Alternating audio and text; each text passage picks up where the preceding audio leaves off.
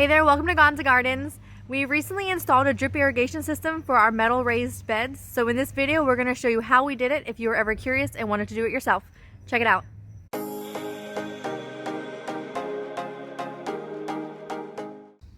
So here's the box of the pieces we bought from Drip Depot.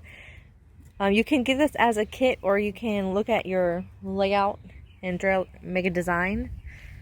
And then you can order each of these pieces individually. So water's coming from here to feed the 8 beds.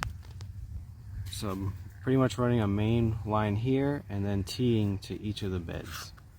First, we're going to try to figure out how to set up the drip line on top of the beds. Pepper always has to investigate.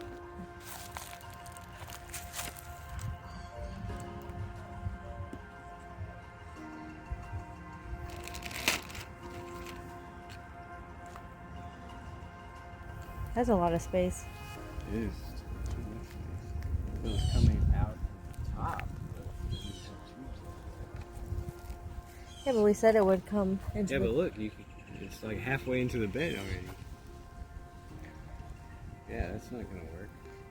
What if we put it here and then put it that way? Like send it this way? That'd be too hard. You'd bend the tube. The tube is kind of bendy.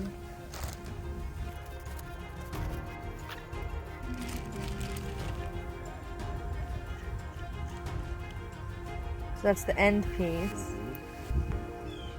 The tube is anyway.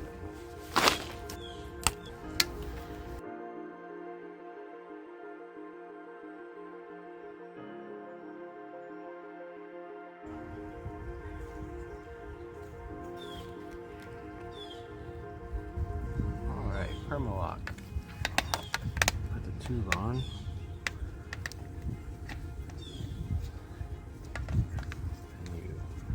That tightens over the tube.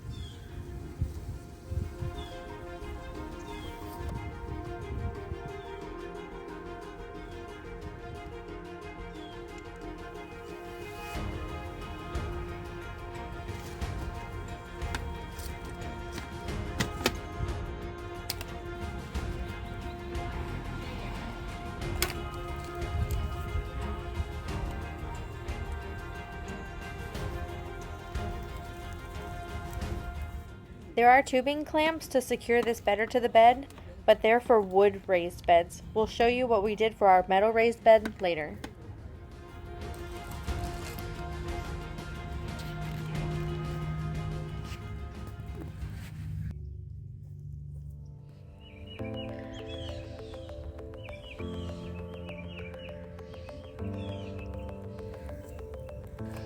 So with everything in the garden, it's always impromptu. So we planted this in and we realized we want it just a little bit deeper in the ground down there. So we're going to bury it or make that pipe 13 inches.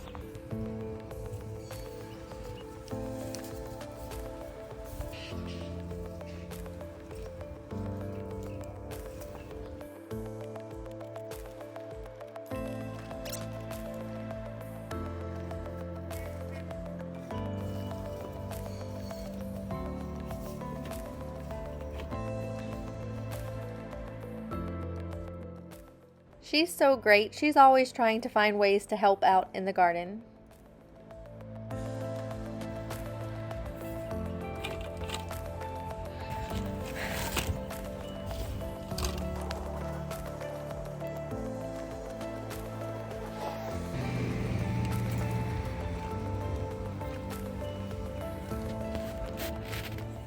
It's important to double check the orientation of that bottom elbow before putting this piece into the bed.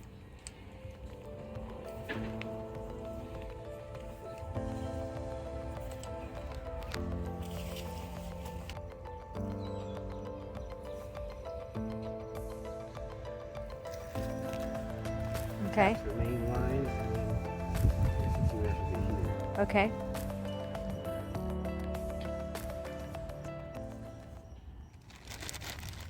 Now that the beds are piped, it's time to connect them to the water supply.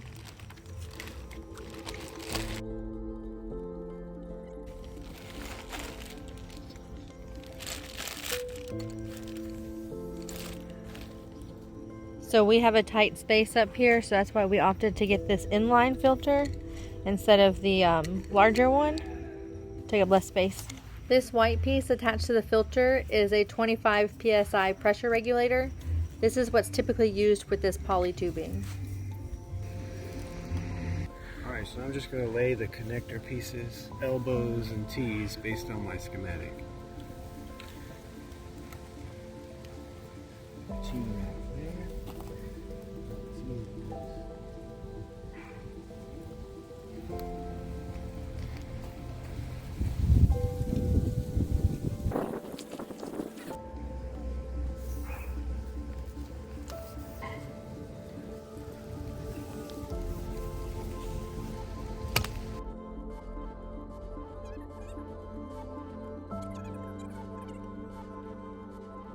So we notice it's much easier to put the tubing on those end caps whenever you have gloves on.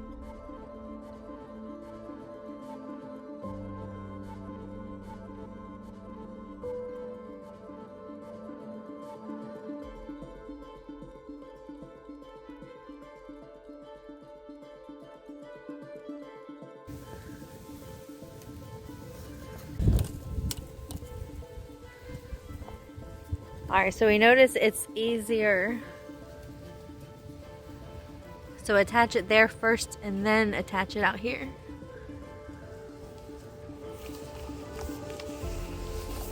Oh, that stays pretty nicely. So we think for this one out here, we might not need that T. So we'll just be able to run it like that. I think that'll work. Alright, so we're smart. So we're going to connect it first over here.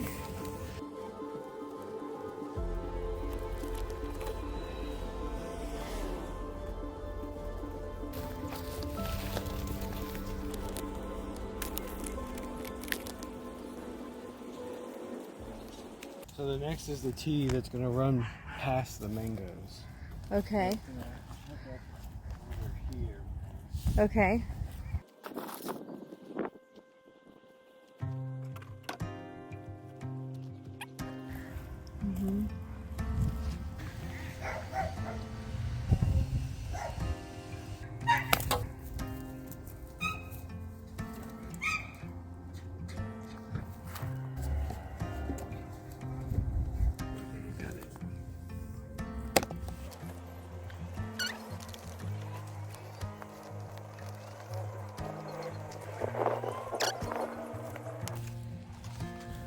Runs over there.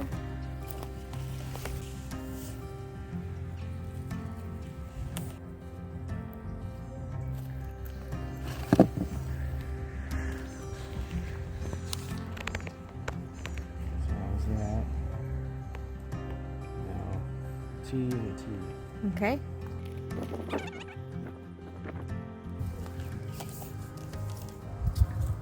Watch her.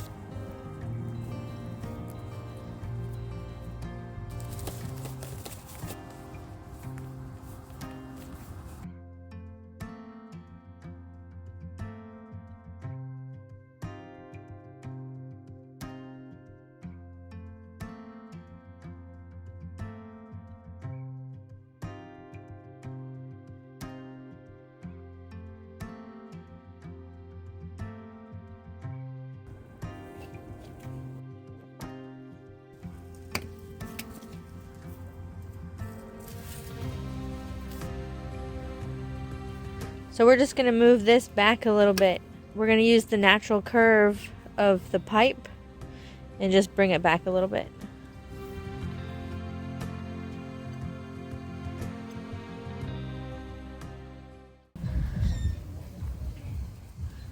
So here's an end cap. We're going to eventually take it to the other garden over there.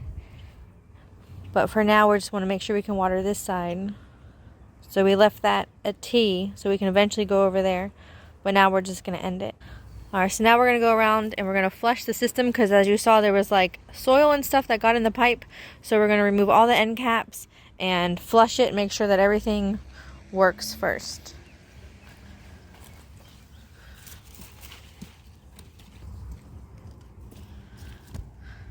Got some tomatoes growing.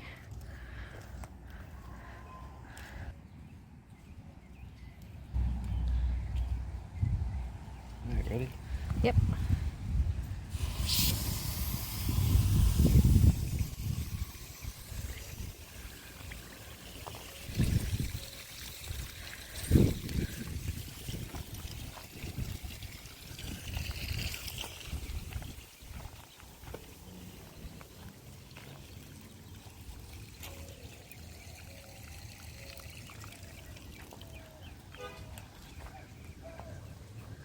Yeah, no problems.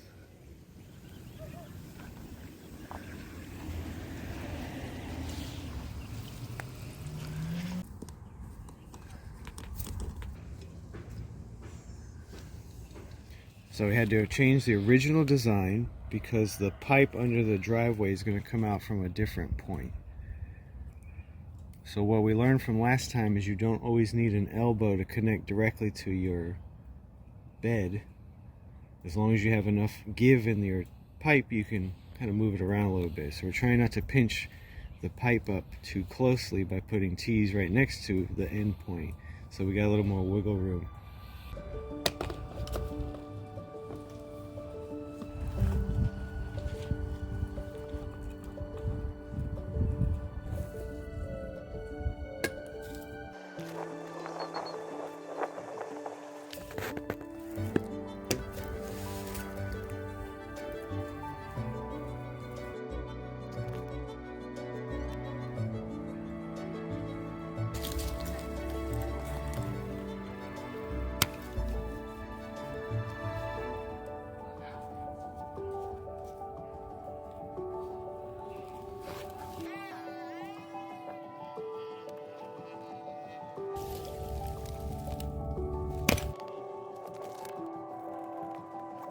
So this bonus piece that we're making right now, it is specifically for ginger that we have.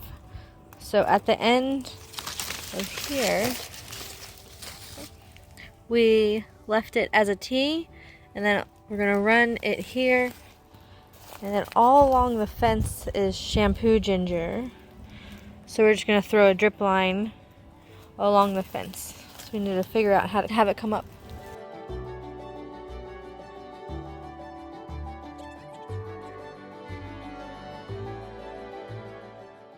And those are going to have the drips in it. Then the drips get punctured and laid that way. Okay. And then a short one there, because originally this was coming out the front. So all you had to do was one long one. Mm-hmm. So I'm coming up short, I'm going to have to make it too heavy.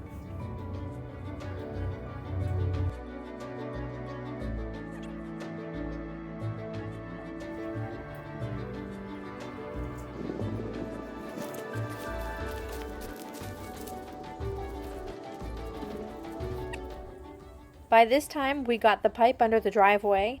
Things rarely go as planned, and we'll show you how we did it in an upcoming video.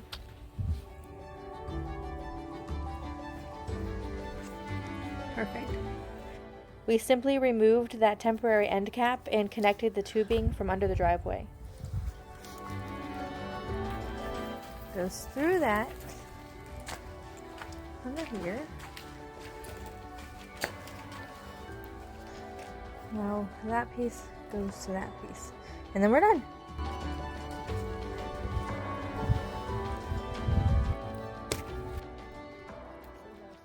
So same as the other side, now that this is in, we're going to need to flush the system in case there was any sand. So we're going to remove the caps and then remove any sand before moving on.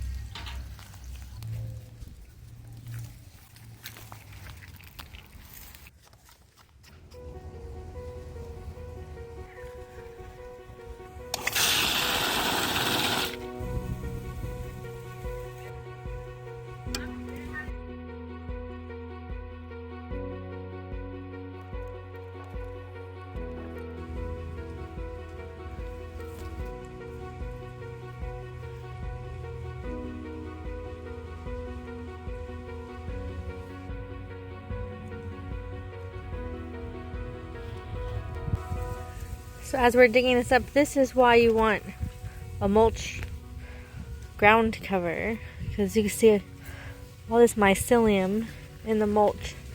So the fungus is breaking it down and feeding the your plants inside of it.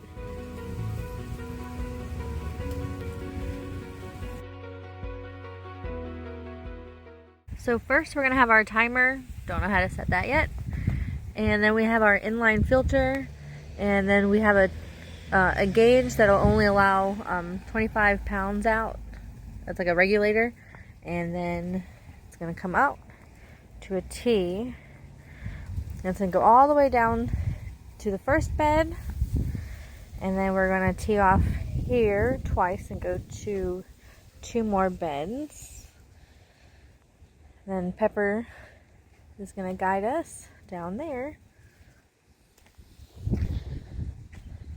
Then we have a T coming up to the Nam Doc Mai, and it's gonna branch to that bed, and then to the strawberry bed over there.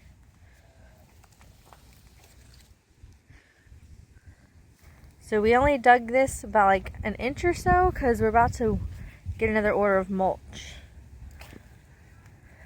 So then we have another T covering these 2 beds.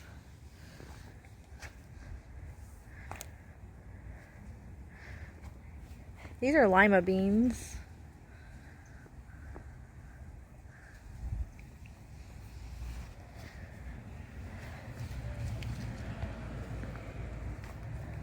And then here is that fun project when we had to get it through this 3/4 inch PVC.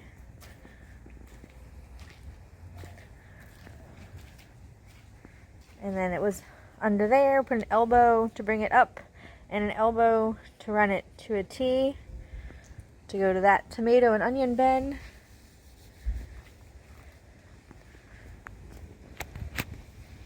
And then we had it come up here. And then we left a T for the ginger.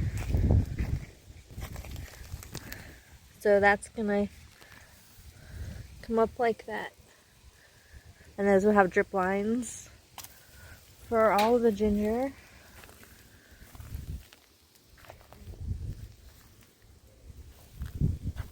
And then it'll go up this way. A T for that bed, and then go right into that one.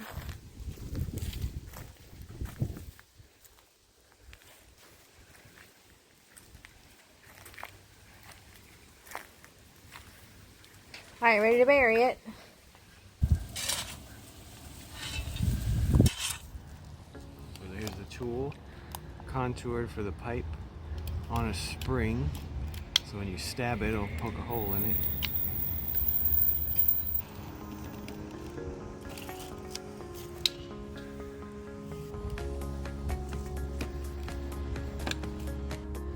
And then this piece is going to go in it.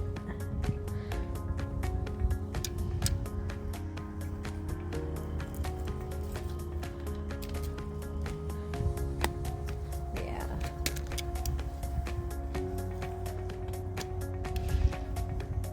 This bed is 2 feet, so we decided to put just a drip line at every per square foot, and it'll be in the center of each.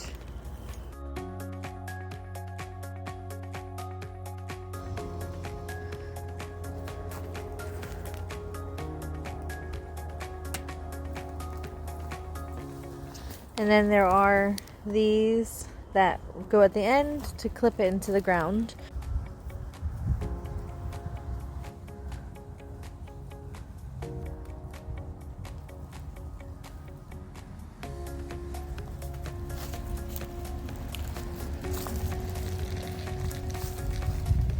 You can use more of these to stake it down if you want, but it's just going to lay on we're going to cover it soon. And then we might not use these. Alright, to the next one.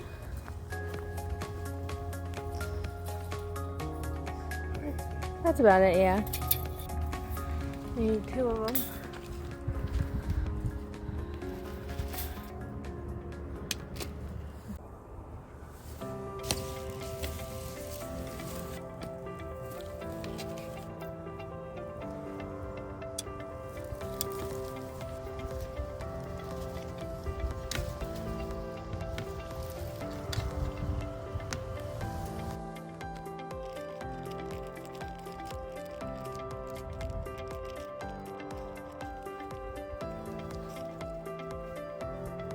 So this bed is 4 feet across, and so it's gonna get 4 drip lines.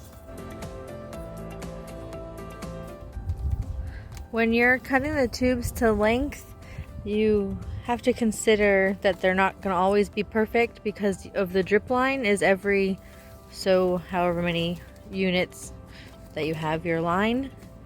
So they might not always be perfect.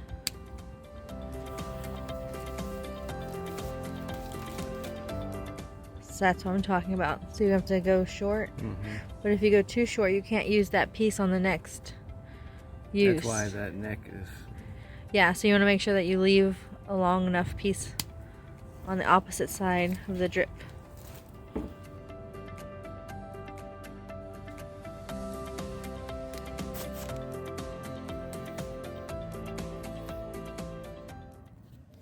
For this bed, it's just housing some sugarcane cuttings. So they're not staying long, but they will cut you up if you go through it. So we just put it over it. But it shows how you want to make sure that your drip line is flat. Because if there's hills in it, it's just all gonna rain to the same place.